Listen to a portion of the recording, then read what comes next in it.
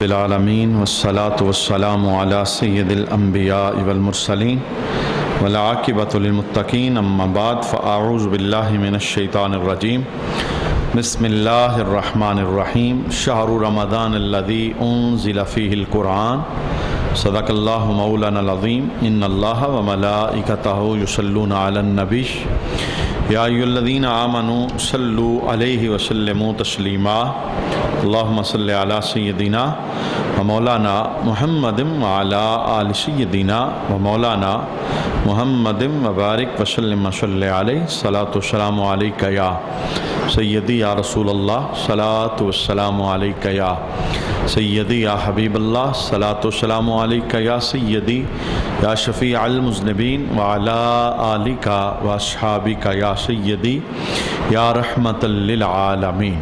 بعد از حمد و صلات لائق عزت و تکریم جمیع احباب سمین ذی وقار، شعبان کی مہینے کی آخری ساتیں اور رمضان کی آمد ہے۔ اس سلسلہ میں آج ہم رمضان کے فضائل کے حوالے سے کچھ احادیث سماعت کریں گے۔ آقا حضور رحمت عالم صلی اللہ علیہ وآلہ وسلم کی یہ سنت مبارکہ ہے کہ محبوب کریم علیہ السلام شعبان کے مہینے کے آخری دنوں کے اندر صحابہ کرام کے سامنے رمضان کے فضائل بیان فرماتے تھے اور استقبال رمضان کے لیے اجتماع منعقد ہوتا، یعنی مجمع لگتا جس کے اندر رمضان کا استقبال کیا جاتا، اور پھر میرے محبوب کریم علیہ السلام خوبصورت انداز میں رمضان کا استقبال کرنے والوں کو یہ مجدہ بھی سناتے کہ جس نے رمضان کے آنے کی خوشی کی اور رمضان جب رخصت ہوا تو اس کے دل کے اوپر غم چھایا رمضان کے جانے کی وجہ سے، تو اللہ کریم اس بندے کو بدلے میں جنت عطا فرمائے گا۔ یعنی رمضان کی آمد پر خوشی کا اظہار اور رمضان کے رخصت ہونے پر غم کا اظہار، یہ آقا حضور رحمت عالم صلی اللہ علیہ وآلہ وسلم کی تعلیمات میں سے ہے۔ کون سا خطبہ ہے جو نبی کریم علیہ السلام نے رمضان کی آمد سے پہلے ارشاد فرمایا؟ اس سلسلے میں سب سے پہلے ہم ایک حدیث سماعت کریں گے۔ حضرت سلمان فارسی رضی اللہ تعالیٰ عنہ آپ ارشاد فرماتے ہیں کہ شعبان کے مہینے کے آخری دن، یعنی اگلے دن رمضان تھا، تو رمضان سے ایک دن پہلے شعبان کے مہینے کے آخری دن آقا حضور رحمت عالم صلی اللہ علیہ وآلہ وسلم نے صحابہ کے مجمع کے اندر ایک عظیم الشان خطبہ ارشاد فرمایا، جس خطبے کے اندر رسول اللہ صلی اللہ علیہ وآلہ وسلم نے رمضان کی فضیلتوں کو بیان فرمایا۔ یعنی اس حدیث سے یہ پتہ چلتا ہے کہ رمضان کی آمد سے پہلے رمضان کے فضائل بیان کرنا اور سننا یہ نبی کریم علیہ السلام کی سنت پاک ہے اور حضور رحمت عالم صلی اللہ علیہ وآلہ وسلم کی تعلیمات ہیں۔ آقا حضور رحمت عالم صلی اللہ علیہ وآلہ وسلم نے شعبان کے آخری دن فرمایا کہ اے لوگو، تمہارے پاس ایک عظمت اور برکت والا مہینہ آنے والا ہے۔ وہ مہینہ جو عظمتوں سے بھرپور ہے اور برکتوں اور رحمتوں سے بھرپور ہے، وہ مہینہ تمہارے پاس آنے والا ہے۔ اور پھر میرے محبوب فرماتے ہیں کہ اس مہینے کے اندر ایک ایسی رات ہے جس رات کو اللہ کریم نے 1000 مہینوں سے زیادہ فضیلت عطا فرمائی۔ یعنی آنے سے پہلے ہی رسول اللہ صلی اللہ علیہ وسلم نے شب قدر کی عظمتوں کو بیان فرمایا۔ یعنی ابھی تمہارے پاس ایک مہینہ آئے گا جو بڑی عظمتوں والا ہے، برکتوں والا ہے، اور اس مہینے میں ایک رات ہے جسے شب قدر کہتے ہیں، اور وہ رات کون سی ہے؟ جو 1000 مہینوں سے زیادہ برکتیں رکھتی ہے اور عظمتیں رکھتی ہے۔ پھر میرے محبوب کریم علیہ السلام نے ارشاد فرمایا کہ اس رمضان کے مہینے کے روزے اللہ کریم نے تمہارے اوپر فرض کیے ہیں۔ یعنی جو بھی بالغ ہے اور صحت مند ہے اور روزہ رکھ سکتا ہے، اس پر رمضان کے روزوں کو فرض کیا گیا۔ اس جملے کا معنی یہ تھا کہ رمضان شریف کی آمد سے قبل ہی روزہ رکھنے کی نیت بھی کی جائے اور اس کے لیے تیاری اور اہتمام بھی کیا جائے۔ میرے محبوب کریم علیہ السلام نے پھر دوسرا جملہ ارشاد فرمایا کہ رمضان کی راتوں کا قیام تمہارے لیے سنت قرار دیا گیا ہے، یعنی جو ہم تراویح کی نماز پڑھتے ہیں اس کا درجہ سنت موقدہ کا ہے۔ سنت موقدہ کا معنی یہ ہوتا ہے کہ ایک بار چھوڑیں گے تو کوئی بات نہیں، دوسری بار چھوڑیں گے تو پھر بھی گناہ نہیں، لیکن جب تیسری مرتبہ چھوڑیں گے تو یہ گناہ کبیرہ بن جائے گا۔ تو رمضان کے روزے فرض ہیں، ان کے روزے تم پر فرض کیے گئے اور ان راتوں کا قیام تمہارے لیے نفل قرار دیا گیا، یعنی سنت، اور سنت سے مراد سنت موقدہ ہے۔ معنی اس کا کہ ایسا نہیں ہے کہ اگر پڑھیں گے تو ٹھیک ہے، نہ پڑھیں گے تو گناہ نہیں۔ تراویح پڑھنی ہے، تراویح پڑھنی ہے، تراویح چھوڑنے پر بندہ گناہگار ہوگا، اور بار بار یعنی جب 2 بار سے زیادہ چھوڑیں گے تو یہ گناہ کبیرہ کے اندر شمار ہو جائے گا۔ اس لیے آقا حضور رحمت عالم صلی اللہ علیہ وسلم نے اس کی ترغیب دلائی تاکہ لوگ گناہ کبیرہ سے بچ جائیں۔ حضرت عمر رضی اللہ تعالیٰ عنہ نے اپنے دور کے اندر تراویح کی نماز کو جماعت کے ساتھ کرنے کا حکم ارشاد فرمایا، یعنی چونکہ تنہا پڑھنا ہو سکتا ہے سب کے لیے مشکل ہو، تو آقا حضور رحمت عالم صلی اللہ علیہ وسلم کی سنت کو ہمیشہ کے لیے زندہ کرنے کے لیے جناب عمر نے جماعت کے ساتھ تراویح کی نماز کا اہتمام فرمایا۔ پھر میرے محبوب کریم علیہ السلام نے تیسرا جملہ ارشاد فرمایا جو بندہ اس مہینے کے اندر کوئی بھی اچھا کام کرے گا، نفلی کام کوئی بھی اچھا کرے گا، تو اللہ کریم اس بندے کو فرض کے برابر اجر اور ثواب عطا فرمائے۔ یعنی وہی کام جو عام مہینوں کے اندر نفل قرار پاتا ہے، تو اس مہینے کا کیا ہوا کام وہ نفل نہیں ہوگا، اللہ اسے فرضوں جیسا ثواب عطا فرمائے۔ اور جو بندہ اس مہینے کے اندر فرض ادا کرے گا، جیسے 5 گانا نماز ہے، جیسے روزہ ہے، یا کوئی اور فرض بندہ ادا کرتا ہے، زکوٰۃ کی ادائیگی کرتا ہے، تو محبوب کریم علیہ السلام ارشاد فرماتے ہیں کہ اللہ کریم اس بندے کو 70 فرضوں کے برابر اجر عطا فرمائے۔ یعنی نفل کا ثواب فرض کے برابر، اور فرض کو اللہ 70 فرضوں کے برابر بندے کو اجر اور ثواب عطا فرماتا ہے۔ پھر میرے محبوب نے اس مہینے کی فضیلتوں کو بیان کرتے ہوئے کہا کہ رمضان صبر کا مہینہ ہے، اور صبر کا بدلہ اللہ نے جنت کی صورت میں تیار فرمایا ہے۔ یعنی رمضان شریف کے اندر چونکہ روزہ ہے، روزے کے اندر بھوک پیاس برداشت ہوتی ہے، صبح سے شام تک معدے کو حلال چیزوں سے بھی روکنا پڑتا ہے، تو یہ صبر کا مہینہ ہے، اور آقا حضور فرماتے ہیں کہ صبر کی جزا اللہ کریم نے جنت کی صورت کے اندر بیان فرمائی۔ اور دوسرے نمبر پر فرمایا رمضان غم خاری اور بلائی کا مہینہ ہے، اس مہینے میں اللہ مومنوں کے رزق میں اضافہ فرماتا ہے۔ اور یہ بات تجربے سے ثابت ہے کہ وہ نعمتیں جو عام دنوں کے اندر میسر نہیں آتی، اللہ کریم ہر مسلمان کو رمضان میں وہ نعمتیں عطا فرماتا ہے۔ یہ اس کے خزانہ غیب سے مدد ہوتی ہے، اور اللہ کریم رمضان کے اندر نعمتوں کی اور رزق کی کثرت اور فراوانی عطا فرماتا ہے۔ پھر میرے محبوب کریم علیہ السلام نے ارشاد فرمایا کہ یہ وہ مہینہ ہے کہ جو بندہ اس مہینے میں کسی روزہ دار کا روزہ افطار کروائے گا، اللہ افطار کرنے والے کی کامل بخشش فرما دے۔ یعنی اس سے یہ پتا چلا کہ اگر روزہ افطار کرانے والے کا یہ اجر ہے تو جس نے روزہ رکھا ہے اسے اللہ کتنا اجر عطا فرمائے گا۔ یعنی وہ بندہ جو اس کے خالی روزہ افطار کرنے کا سبب بن رہا ہے اس کی اللہ کامل بخشش فرما رہا ہے، تو جس نے روزہ رکھا ہوا ہے اسے اللہ کیا عطا فرمائے گا۔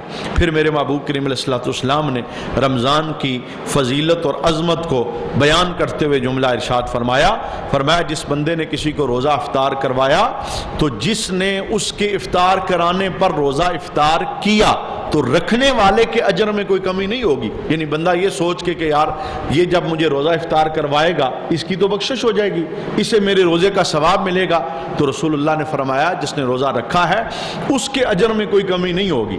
کروانے والے کو تو اجر دے رہا ہے اللہ، لیکن جس نے روزہ رکھا ہوا ہے اس روزہ افطار کرنے سے اس کے ثواب میں کوئی کمی نہیں ہوگی، چونکہ یہ اس مسلمان کی بخشش کا ذریعہ بن رہا ہے، اس کے صدقے میں اللہ اسے ڈبل اجر عطا عطا فرمائے گا۔ یعنی روزہ افطاری کی دعوت کو قبول کرنا یہ بھی آقا حضور رحمت عالم صلی اللہ علیہ وسلم کی ترغیبات میں سے ایک ترغیب ہے۔ اور پھر میرے محبوب نے فرمایا کہ تم میں سے اگر کسی شخص کو کوئی چیز بھی نہ ملے تو کسی مسلمان کو پانی کی گھونٹ سے روزہ افطار کروا دے، اللہ اسے بھی یہی اجر عطا فرمائے گا۔ یعنی روزے افطاری کا معنی یہ نہیں ہے کہ بہت بڑا اہتمام کیا جائے، اگر ایک کھجور کا بھی کوئی بندہ سبب بنتا ہے روزہ افطاری کروانے کے لیے، چونکہ مسلمانوں کا ملک ہے، بارہا دیکھا گیا یہ جی ٹی روڈ پر ہوٹل ہیں، ان پر افطاری کا فری اہتمام کیا جاتا ہے۔ یعنی وہ ہوتی تو چند چیزیں ہیں لیکن وہ بہت بڑا اجر کما جاتے ہیں۔ یعنی جو لوگ افطاری کر لیتے ہیں انہیں تو ملتا ہی ملتا ہے جنہوں نے روزہ رکھا تھا، افطاری کرانے والے کو بھی اللہ اس کا اجر عطا فرماتا ہے۔ کیونکہ صحابہ نے اپنے دور کے مطابق پوچھا، غربت کا دور تھا تو صحابہ نے پوچھا یا رسول اللہ ہم غریب لوگ ہیں، ہمارے پاس اتنا مال و دولت، اتنے اسباب اور نعمتیں نہیں کہ ہم ہر ایک کو روزہ افطار کروا سکیں۔ تو پھر میرے محبوب کریم علیہ السلام نے اس موقع پر ارشاد فرمایا کہ اگر تم پانی کا ایک گھونٹ یا ایک کھجور کے ذریعے بھی روزہ افطار کرواؤ گے اللہ تمہیں بھی اتنا ہی اجر عطا فرمائے گا۔ مانا کہ بہت بڑا کوئی اہتمام ضرورت نہیں ہے، خالی روزہ افطار کسی نے کروایا تو اللہ کریم اس پر بخشش اور رحمت عطا فرمائے گا۔ پھر میرے محبوب نے اس مہینے کی برکت کو بیان کرتے ہوئے ارشاد فرمایا کہ اس مہینے کا جو اول ہے اللہ رب العالمین نے اس کے اول کو رحمت بنایا ہے، یعنی پہلا عشرہ، اور اس کا جو درمیان ہے اللہ نے اسے مغفرت بنایا ہے، یعنی دوسرا عشرہ، اور اس کا جو آخر ہے اللہ تعالیٰ نے اس آخری عشرے کو دوزخ سے آزادی کا ذریعہ بنایا ہے۔ یعنی رمضان کے مہینے کو 3 حصوں میں تقسیم کیا گیا، پہلا رحمت والا، دوسرا بخشش والا، اور تیسرا عشرہ یہ دوزخ سے آزادی والا عشرہ ہے۔ پھر آقا حضور رحمت عالم صلی اللہ علیہ وآلہ وسلم نے فرمایا کہ جو اس مہینے میں کمزوروں پر نرمی کرے، یعنی جو بھی بڑا ہے تو اپنے جو مطاعت لوگ ہیں ان کے اوپر اس مہینے کے اندر نرمی والا برتاؤ کرے۔ اس سے مراد غلام بھی ہو سکتے ہیں، اس سے مراد ہماری دکان کے ملازم بھی ہو سکتے ہیں، اس سے مراد شور کے لیے بیوی بھی ہو سکتی ہے، اس کے بچے بھی، یعنی جو اس کے تابع آتے ہیں، جو اس کا حکم مانتے ہیں، جو اس کے مطاعت ہوتے ہیں۔ تو میرے محبوب نے فرمایا کہ جو اس مہینے کے اندر اپنے مطاعت لوگوں پر نرمی کرے گا اللہ قیامت کے دن اس بندے پر نرمی فرمائے گا۔ یعنی اس مہینے کے احترام کے اندر جو اس کے نیچے کام کرنے والے ہیں، جو اس کے غلام مطاعت ہیں، ان پر جو نرمی کرے گا تو اللہ اس مہینے کی برکت سے قیامت کے دن اس پر نرمی کرے گا۔ پوچھا گیا حضور اس پر کیا نرمی کی جائے گی؟ کہا جب اللہ اپنے دربار میں سے کھڑا کرے گا تو اس کے گناہوں کو معاف فرما دے گا۔ پھر آقا حضور نے شعبان کے آخری دن اس حدیث اور اس خطبے کے اندر جو آخری جملہ ارشاد فرمایا ابھی جو عظیم الشان مہینہ تمہارے پاس آ رہا ہے، 4 باتوں کی اس مہینے میں کثرت کرنا، 4 کام اس مہینے کے اندر کثرت کے ساتھ کرنا۔ 2 کام ایسے ہیں جس سے تم اپنے رب کو راضی کرو گے، اور 2 کام ایسے ہیں جس کے بغیر تمہارا گزارا نہیں، یعنی وہ تو تم نے کرنے ہی کرنے، لیکن 2 کام ایسے ہیں جب تم کرو گے تو تم سے تمہارا اللہ راضی ہو جائے گا۔ وہ 2 کام کون سے ہیں جن سے تمہارا رب راضی ہو جائے گا؟ میرے محبوب نے فرمایا پہلا کام ہے اس مہینے میں کثرت کے ساتھ استغفار کرنا۔ استغفر اللہ، یہ جملہ بھی ٹھیک ہے، استغفر اللہ ربی من کل ذنب واتوب الیہ، یہ جملہ بھی ٹھیک ہے، یہ ذرا مکمل ہو گیا جملہ، یعنی دونوں کا معنی دیکھ لیں، استغفر اللہ میں اللہ سے معافی مانگتا ہوں، اتنا جملہ بھی ٹھیک ہے، اور کامل جملہ یہ ہے استغفر اللہ ربی من کل ذنب واتوب الیہ، میں اللہ سے معافی مانگتا ہوں من کل ذنب، ہر گناہ کی، واتوب الیہ، اور میں اللہ کی طرف رجوع کرتا ہوں، کامل توبہ کرتا ہوں، دوبارہ نہ گناہ کرنے کا ارادہ کرتا ہوں۔ تو یہ پورے کلمات پڑھ لیے جائیں۔ ویسے بھی یہ جو استغفار کا وظیفہ ہے نبی کریم صلی اللہ علیہ وآلہ وسلم اپنی زندگی کے اندر اسے اپنے وظائف کے اندر شامل فرماتے تھے۔ ہم جب استغفار کرتے ہیں تو اس کا معنی یہ ہوتا ہے کہ ہم گناہوں سے معافی مانگ رہے، اور گناہوں کے نتیجے میں استغفار کر رہے ہیں۔ اور رسول اللہ صلی اللہ علیہ وآلہ وسلم جب استغفار کرتے تھے تو اس کے دو معنی محدثین نے بیان فرمائے۔ اس کا ایک معنی یہ بیان فرمایا، حضور کا چونکہ گناہ نہیں ہے، نبی گناہوں سے معصوم ہوتے ہیں، ان کی زندگی میں گناہ اور غلطی کوئی نہیں ہوتی، جب نبی استغفار کرے تو اس کا معنی یہ ہوتا ہے کہ نبی اپنے لیے نہیں، اپنی گناہگار امت کے لیے بخشش کی دعا مانگ رہے ہیں۔ یا دوسرا معنی اس کا یہ ہوتا ہے استغفار مغفر سے بنا، اور مغفر کہتے ہیں دیگچی کے ڈھکن کو، یعنی جو اوپر والی سائیڈ ہے اسے مغفر کہا جاتا ہے۔ کہا معنی یہ ہے کہ جب نبی استغفار کرتا ہے اس کا معنی ہے کہ اللہ یہ درجہ ختم کر کے اس سے اوپر والا درجہ نبی کو عطا فرماتا ہے، یعنی نبی جب استغفار کرتا ہے تو یہ درجوں کی بلندی کا سبب ہوتا ہے۔ یہ ضروری نہیں ہوتا کہ استغفار جب بھی کیا جائے وہ گناہوں کے نتیجے میں ہوتا ہے، بلکہ استغفار درجوں کی بلندی کے لیے ہوتا ہے جب یہ انبیاء کی طرف منسوب ہو۔ تو آقا حضور کے معمولات یہ تھی، نبی کریم علیہ السلام فرماتے تھے کہ میرے غلاموں، میں نبی ہو کے ہر روز 100 مرتبہ استغفار کرتا ہوں، یہ حضور کے وظیفے ہیں۔ اور ایک حدیث میں رسول اللہ صلی اللہ علیہ وسلم نے فرمایا کہ جو کوئی بندہ ہر روز 700 مرتبہ استغفار کرے گا، جو رب سے مانگے گا اللہ اسے عطا فرمائے گا۔ ویسے تو یہ پوری زندگی کا معمول ہونا چاہیے، لیکن خاص کر کے چونکہ رمضان ابھی آیا نہیں، اور میرے محبوب نے رمضان کی آمد سے پہلے یہ جملہ فرمایا کہ یہ 2 کام کرو اللہ تم سے راضی ہو جائے گا، تو رمضان میں اپنا معمول بنائیں، ہر نماز کے بعد 200 مرتبہ، یہ ہو جائے گا ٹوٹلی 1000 مرتبہ۔ تو اگر پورا رمضان یہ وظیفہ جاری رہا تو میرے محبوب کریم علیہ السلام نے یہ بشارت تو دی ہے کہ گناہ معاف ہوں گے، لیکن سب سے بڑی بشارت کیا ہے کہ جس رب کے نام پر تم نے رمضان گزارا ہے وہ رب تم سے راضی ہو جائے گا۔ استغفار کی کثرت کرو، یہ کتنا بڑا وظیفہ ہے۔ حضرت حسن بصری رضی اللہ تعالی عنہ، آپ اپنی کلاس کے اندر بیٹھے تھے، شاگرد آپ کے بیٹھے ہوئے تھے، تو ایک بندہ آپ کے پاس وظیفہ پوچھنے آیا۔ اس نے عرض کی حضور میں بے اولاد ہوں تو مجھے کوئی وظیفہ دیں کہ اللہ مجھے اولاد عطا فرمائے۔ تو حضرت حسن بصری نے کہا کہ استغفار کرو اللہ تمہیں اولاد دے گا۔ وہ بندہ چلا گیا، تھوڑی دیر کے بعد پھر ایک اور بندہ آ گیا، اس نے عرض کی کہ حضور میں غریب بندہ ہوں، آپ مجھے کوئی وظیفہ دیں کہ میں غربت سے نکل جاؤں اور اللہ میرے حالات بہتر کر دے۔ تو حضرت حسن بصری نے کہا بھائی استغفار کرو، اللہ تمہیں غربت سے نکال کر اللہ تمہیں غنی بنا دے گا اور اللہ تمہیں تاجداری عطا فرمائے گا۔ وہ بندہ چلا گیا، تو پھر تھوڑی دیر بعد ایک اور بندہ آیا، اس نے کہا حضور میرے باغ ہیں بہت زیادہ لیکن پانی نہیں ہے، یعنی آسمان سے پانی نہیں اتر رہا، خشک سالی ہے اور اس لحاظ سے میں بڑا پریشان ہوں، آپ کوئی وظیفہ دیں کہ بارش ہو جائے۔ تو آپ نے کہا استغفار کرو اللہ بارش عطا فرمائے گا۔ تو جب یہ 3 بندے وقفے سے آئے، وظیفہ آپ نے ایک ہی دیا، تو آپ کے شاگردوں نے آپ سے پوچھا کہ جو اولاد لینے آیا آپ نے اسے بھی استغفار کا وظیفہ دیا، جو رزق کی تنگی کا رونے آیا آپ نے اسے بھی استغفار کا وظیفہ دیا، اور جو بارش مانگ رہا تھا آپ نے اسے بھی استغفار کا وظیفہ دیا۔ تو حضرت حسن بصری نے کہا کہ میں نے اللہ کا قرآن پڑھا ہے، اللہ کے قرآن نے بتایا ہے کہ اگر کوئی استغفار کے وظیفے کو زندگی کا حصہ بناتا ہے اللہ اولاد بھی دیتا ہے، رزق بھی دیتا ہے، آسمان سے پانی بھی اتارتا ہے۔ یعنی ایک اس وظیفے کے اندر بے شمار برکتیں شامل اور بے شمار رحمتیں شامل ہیں۔ لہٰذا یہ ہم نے نیت اور ارادہ کرنا ہے کہ انشاءاللہ رمضان کے مہینے کے اندر ہم استغفار کی کثرت کریں گے ہر نماز کے بعد، یعنی وظیفے جتنے بھی ہیں آقا حضور نے انہیں نماز کے بعد کیا ہے اور کرنے کی ترغیب دی ہے۔ اس کے بڑے فوائد ہیں اور اس کی بڑی برکتیں ہیں۔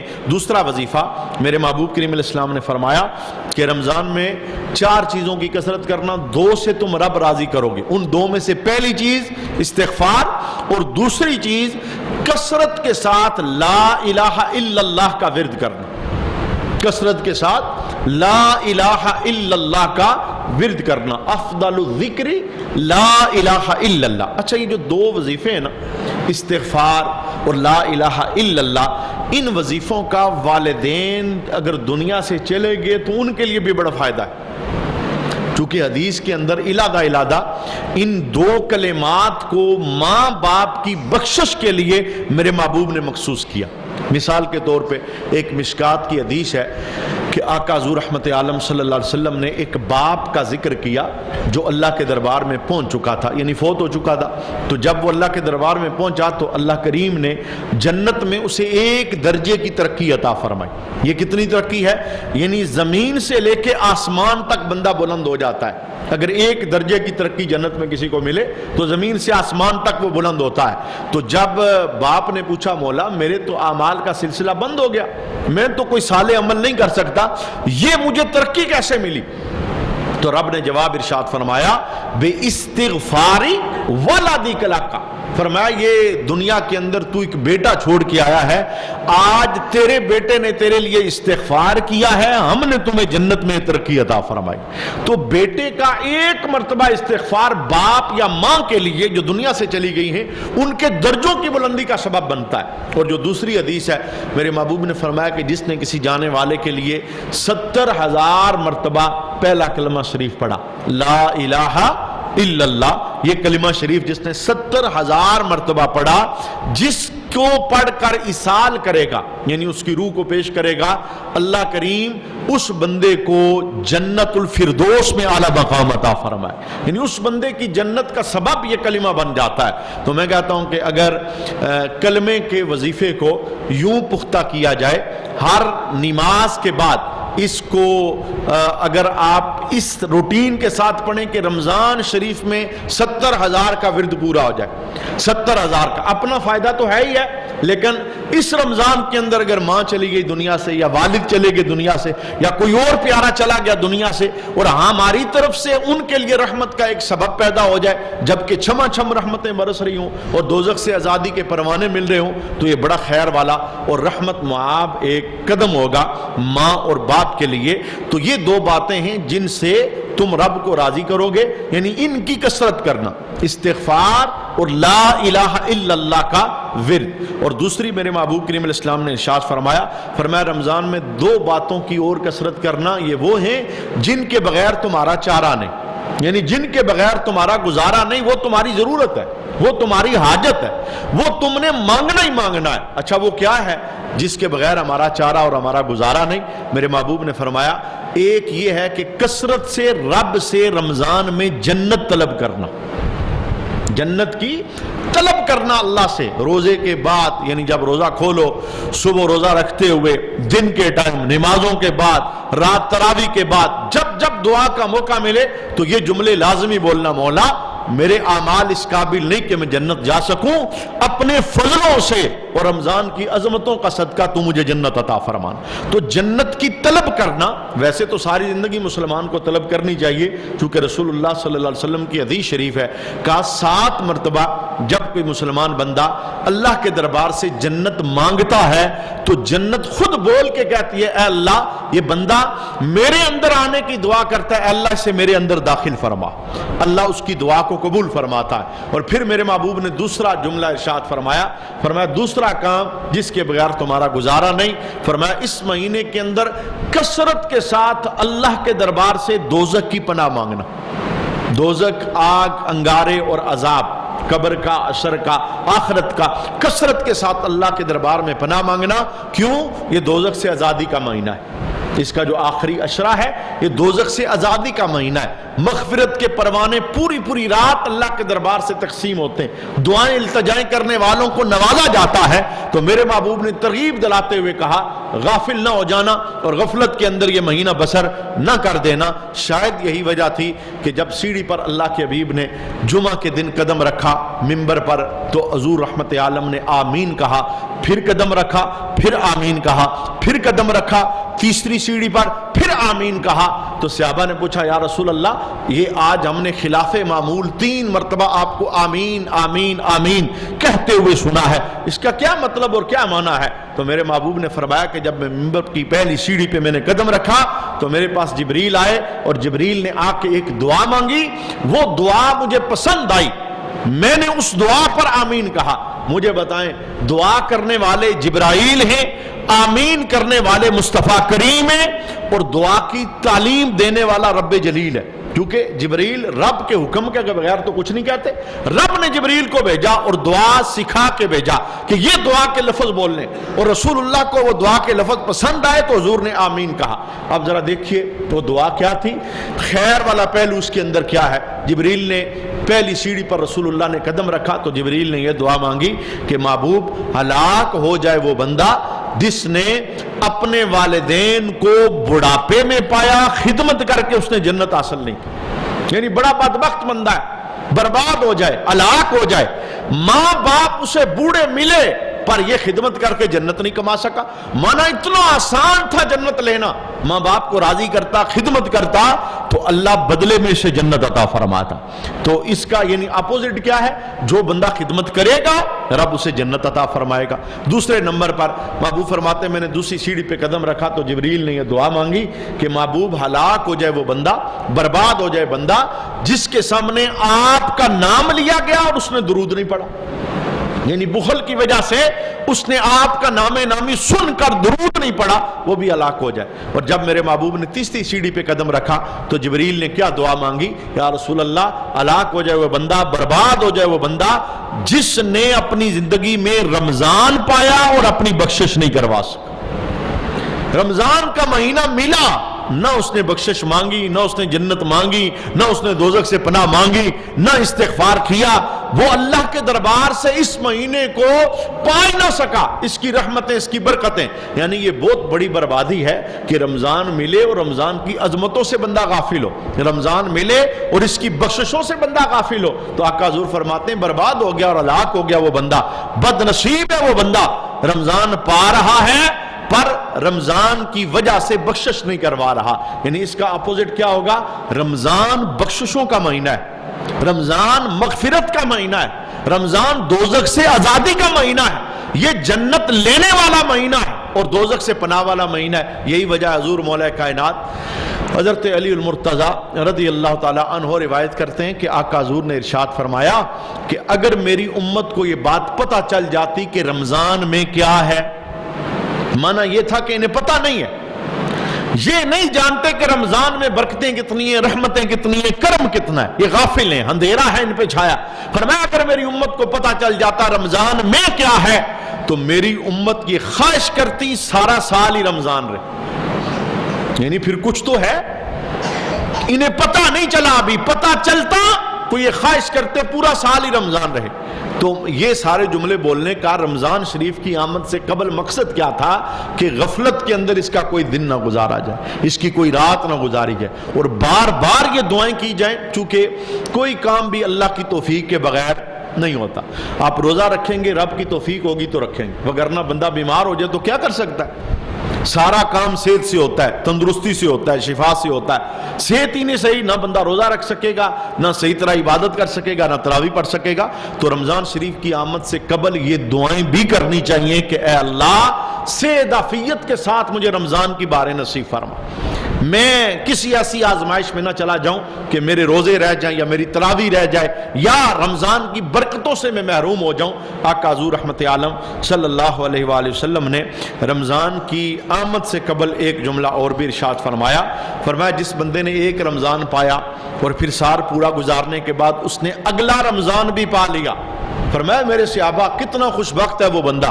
حضور کتنا خوش بخت. فرمایا یہ جو اس نے دوسرا رمضان پایا ہے، پہلے رمضان کے بعد دوسرا پایا ہے، اللہ اس کی برکت سے گزشتہ سال بھر کے اس کے گناہوں کو معاف فرما دے گا. لیکن کس کے؟ جو رمضان کی برکت سمجھے گا، جو اس کے کرم کو سمجھے گا، جو اس کی عزت عظمت سمجھے گا، روزہ رکھے گا، تراویح پڑھے گا، تلاوت کرے گا، استغفار درود پڑھے گا، رجوع کرے گا، دعائیں مانگے گا. فرمایا اس کی برکت کی وجہ سے یہی وجہ ہے. یہی وجہ حضرت علی کا ایک جملہ یہ بھی ہے، کہا اگر اللہ کریم نے امت محمدی کی بخشش نہ کرنی ہوتی تو انہیں دو چیزیں کبھی نہ دیتا. دو چیزیں دی ہیں تو مانا اللہ حضور کی امت کی بخشش فرمائے گا. وہ دو چیزیں کون کون سی؟ فرمایا اگر امت محمدی کی رب نے بخشش نہ کرنی ہوتی تو انہیں سورہ اخلاص نہ دیتا. یہ کل هو اللہ احد یہ بہت بڑا خزانہ ہے. اور فرمایا اگر امت محمدی کی رب نے بخشش نہ کرنی ہوتی تو رب انہیں رمضان نہ دیتا. رمضان اور سورہ اخلاص دی ہے، معنی یہ ہے کہ رب بخشنا چاہتا ہے. رب بخشنا چاہتا ہے۔ یہ تو جب رمضان شریف کا انشاءاللہ سیزن سٹارٹ ہو جائے گا اور وہ بابرکت لمحے ہمارے پاس آ جائیں گے تو پھر ہم سنیں گے کہ ان کے ہر لمحے کے اندر رب کتنی کتنی نوازش اور رحمت عطا فرماتے ہیں۔